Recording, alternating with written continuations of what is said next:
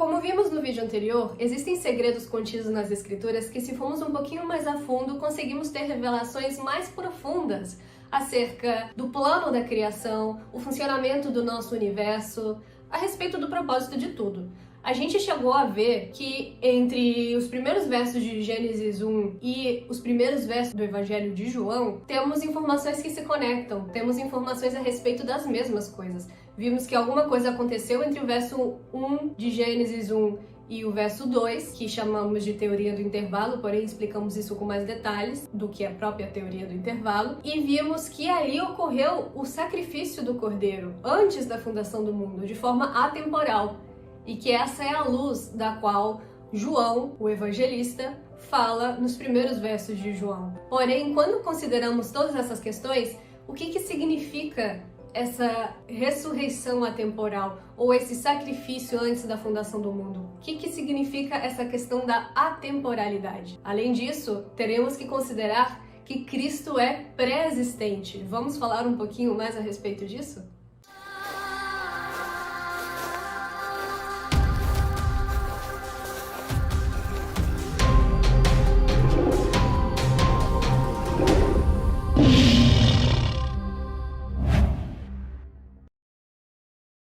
E aí, galera, tudo bem com vocês? Vamos falar de algo muito interessante hoje, muito importante, que é a respeito da temporalidade e da pré-existência do nosso Messias. São temas-chave para que a gente venha compreender muita coisa nas Escrituras, basicamente tudo, pois as Escrituras em si são atemporais, as Escrituras em si contêm informações acerca da temporalidade. Mas então, para a gente começar, vamos falar o que é atemporalidade segundo o dicionário. Atemporal, no dicionário, significa algo que não é afetado pelo tempo. É algo que transcende o tempo. Também significa que não há tempo, que está fora do domínio do tempo ou intemporal. Vamos exemplificar. Em Gênesis 1:14, que eu espero que vocês consigam compreender depois do vídeo anterior, que se trata da recriação dos céus e da terra depois do caos que foi instaurado devido à rebelião celestial, a gente vê nesse versículo específico o Criador fazendo os luminares. E ele informa que eles servirão para separar dia e noite, mas também para que viéssemos a contar os dias, contar os anos. No entanto, em Apocalipse 22:5, temos a informação de que na eternidade, lá no futuro, não teremos noite. Não será necessária a luz do sol, porque a luz emanará já diretamente do nosso próprio Pai Criador. E não será necessária a luz do sol e não haverá noite. Mas a luz sempre emana do Pai. Isso está escrito de forma futura porque é algo que futuramente se aplicará à humanidade. Porém, aqueles que não foram destituídos da presença do Pai, da glória do Pai, eles ainda têm essa luz emanando a todo tempo. Apenas com essa pequena comparação a gente consegue compreender como o tempo que se aplica a esta dimensão, a este plano, não se aplica às dimensões celestiais. Eu costumo exemplificar que este plano ele é delimitado por espaço, tempo e matéria. Os seres celestiais e o Criador ficam fora desse espaço onde a gente habita, eles ficam de fora, então eles não são delimitados pelo tempo, espaço, matéria. Esta limitação aqui que a gente habita, que a gente vive, não afeta eles. Mas vamos voltar especificamente a respeito da crucificação de Cristo. A gente falou que ele foi morto antes da fundação do mundo e que isso tem conexão com a sua morte lá 33 anos depois de Cristo, né? Pela nossa contagem convencional. E eu vou colocar uma imagem aqui na tela para a gente ilustrar a conexão desses dois eventos, que são o mesmo, porém que ocorre na temporalidade e ocorre aqui na Terra. Na física quântica, isso daqui seria chamado um buraco de minhoca. E aqui eu encontrei essa imagem e achei que ilustra bastante bem o que a gente vai falar. Eu tirei essa ideia do canal Metafisicamente, um abraço para o Samuel Benini. Mas aqui vemos onde temos a luz amarela, a gente pode chamar do momento da crucificação atemporal de Cristo, ou seja, o momento do sacrifício do Cordeiro. Vocês podem ver que sai uma luz amarela, ela se torna azul e lá no final se conecta novamente com o que ocorreu lá em cima. Esse é o buraco de minhoca que está conectando dois eventos simultaneamente. Mas na verdade aqui no que a gente está falando é o mesmo evento ocorrendo. No sacrifício atemporal do Cordeiro, que ocorreu porque ele já foi de antemão pagar o preço do pecado, que é a morte, houve uma conexão com o momento da sua crucificação na Terra, que é essa luz azul. Então, quando a gente vê essa luz amarela caminhando e se tornando azul, isso daqui seria a própria história da humanidade. Vocês podem ver que aqui, antes desse tufo amarelo, há uma linearidade normal. Então, antes a gente pode dizer que é o início. Lá, Gênesis 1 começa no início, aqui, onde eu vou colocar na tela. As coisas transcorrem normal, e aí Gênesis 1:2, onde ocorre o sacrifício do cordeiro, é esse tornado amarelo. Depois, haja luz, Gênesis 1:3, nessa bolinha amarela. Isso propiciou o novo plano, isso propiciou a história da humanidade. Então lá na frente ocorre o sacrifício do cordeiro e ainda temos mais tempo de duração da história da humanidade, até que venha a ocorrer o Apocalipse.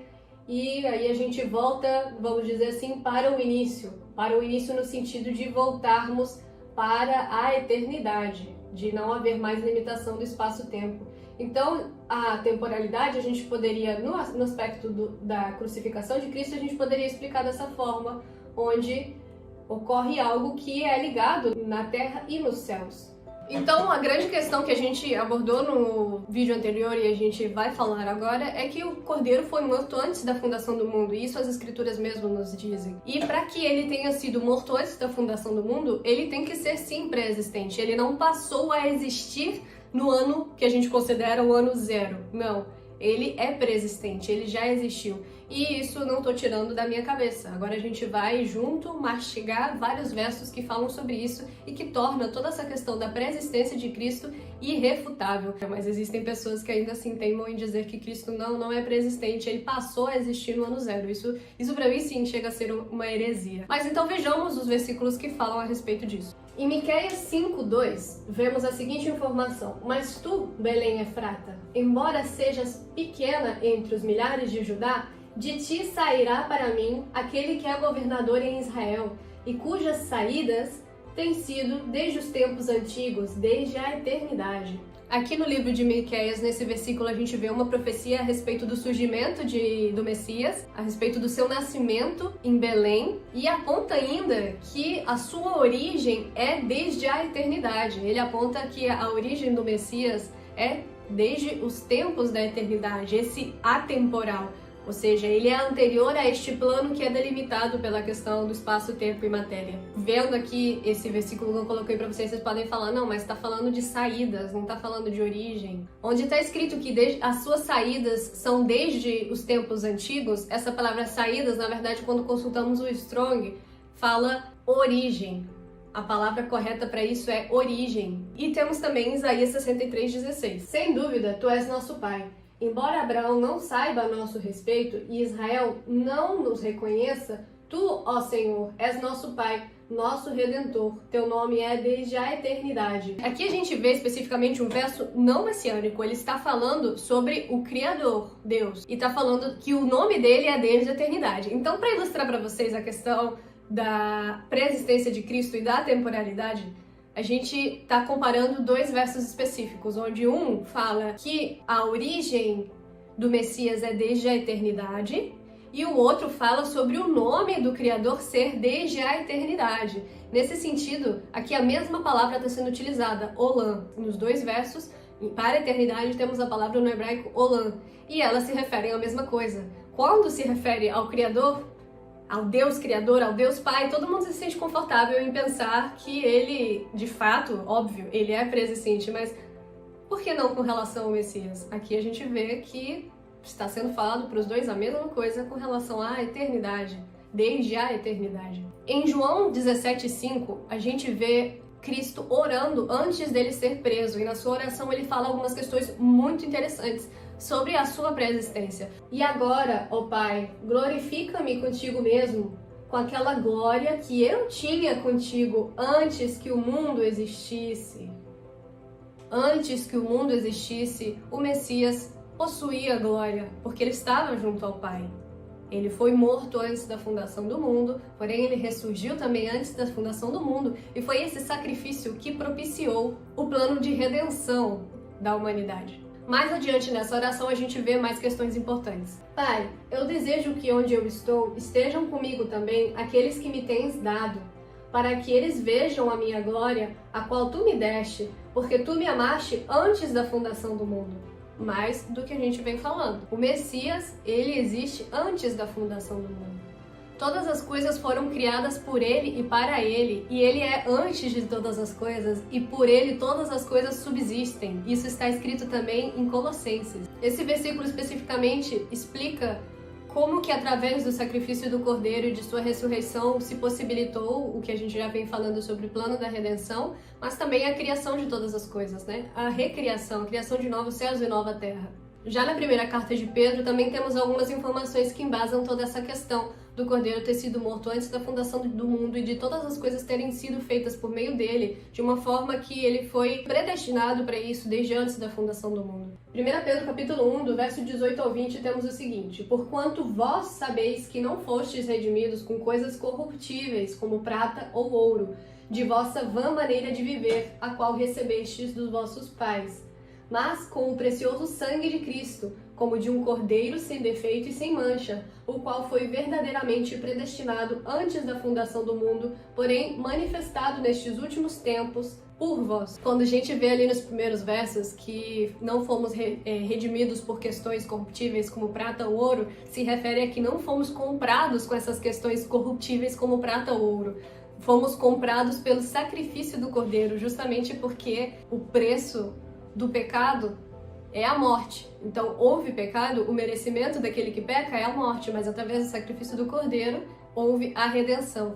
E é curioso também que, se fôssemos olhar esse versículo aqui com aquela visão calvinista, teríamos que entender que o próprio Cristo não possuía livre-arbítrio, porque aparece a palavra predestinação ali, né? Tá falando que Cristo foi predestinado, mas isso não tem nada a ver com a questão do calvinismo. Aqui a gente observa na própria aplicação de Cristo que se trata de que anteriormente, antes da fundação do mundo, onde ele era pré-existente, ele tinha um plano pré-definido. O plano dele era morrer, tanto na forma temporal como aqui nesse plano físico, para que o preço viesse a ser pago, o preço do pecado. Então, quando Cristo morreu na temporalidade, isso se deu devido a uma lei celestial. Agora, quando ele morreu aqui, foi para dar exemplo à humanidade, não através da sua morte, mas para que viesse a ser pregada a boa nova a todos os cantos do mundo, viesse a ser pregado o evangelho a respeito da sua vida, para que nós tivéssemos um roteiro, um guia sobre o que devemos fazer para alcançarmos a salvação que é por meio dele e para se fazer visível o sacrifício que ocorreu desde antes da fundação do mundo, para que todos esses mistérios viessem a ser pregados, falados para toda a humanidade. Então, ao tempo que o sacrifício atemporal simplesmente teve uma questão envolvendo criação, esse sacrifício aqui na Terra envolve uma questão mais voltada para exemplo e testificação do que ocorreu, porque assim como é na Terra, também é nos céus. Aqui, o que ocorre aqui é, de certa forma, um reflexo do que houve nos céus. As próprias escrituras nos demonstram isso, onde a gente vê certos padrões ocorrendo nas escrituras, com base nas histórias que ela contém, a respeito de coisas que ocorreram nos céus. A gente consegue traçar esse paralelo. Então, o sacrifício do Cordeiro foi muito mais profundo do que costuma ser ensinado pra gente nas igrejas. Foi algo que ocorreu desde o princípio por uma questão de lei, por uma questão de que quando algo é devido na legislação e algo na legislação é descumprido, é necessário se pagar o preço, ter uma pena para aquele que infringe a lei. E é por isso que as escrituras são tão incisivas em falar que o preço do pecado é a morte. É porque, de fato, o pecado ele não se iniciou aqui na Terra. O pecado ele começou já lá nos céus, com a rebelião celestial. Então, quando a gente vê essa ênfase, não é para falar, olha, o preço do pecado é a morte, quando você peca, você está morto espiritualmente, você está longe de Deus. Sim, isso tem aplicação a nós nesse sentido, mas é algo muito mais amplo. Deveríamos morrer por termos pecado, deveríamos morrer por sermos pecadores. Mas essa herança da morte não se deve a Adão e Eva. que pecaram no Éden. Isso envolve algo muito anterior. Isso tem a ver com os nossos espíritos, porque nós somos revestidos de carne e sangue para termos uma experiência carnal aqui na Terra. Isso as Escrituras nos falam. Mas o nosso espírito, ele também é pré-existente, e toda essa questão do sacrifício atemporal pré-existente do Cordeiro envolve uma questão da pré-existência de todos os seres que estão aqui participando de carne e sangue. E é por isso que a gente tem esse evangelho onde é falado que se não for por meio de Cristo, sendo Ele o caminho, não há redenção, não há retorno, justamente porque o preço do pecado é a morte. Esse valor foi pago por Cristo, e se não for aceito o sacrifício de Cristo na vida da pessoa, a pessoa não tem direito a isso. Então, sim, nós viemos aqui a este plano condenados, e é por meio de Cristo que temos acesso à vida eterna, porque é direito nosso a condenação, mas também por meio do Messias é nosso direito à redenção. Cabe a nós escolhermos o que vamos fazer. Mas sobre isso falaremos mais especificamente no próximo vídeo. Então é isso, galera. Eu espero que vocês tenham compreendido toda essa questão que é muito profunda da atemporalidade no sacrifício do Cordeiro. Existem outros assuntos e outros eventos que são atemporais, que têm conexão com eventos celestiais, porém ao longo do desenvolvimento desse canal vamos tratando de todas essas questões. Meditem acerca dessas passagens que eu coloquei para vocês. Separei várias outras, porém ia ficar um vídeo muito extenso, é muita coisa que indica a pré-existência do Messias. Isso é algo inegável, a pré-existência do Messias, e isso acaba dando ali uma brecha para que a gente venha a entrar também para falarmos da nossa pré-existência, que é algo muito bonito, e é por isso que eu fico aqui falando para vocês que nós somos estrangeiros e peregrinos nessa terra, porque a nossa pátria está nos céus. Nós somos seres espirituais, primeiramente, tendo uma experiência aqui carnal, uma experiência onde estamos revestidos por carne e sangue, certo? No próximo vídeo a gente elucidará todas essas questões um pouquinho a mais. Eu espero que vocês tenham gostado, fiquem na paz eterna, um beijo no coração de vocês.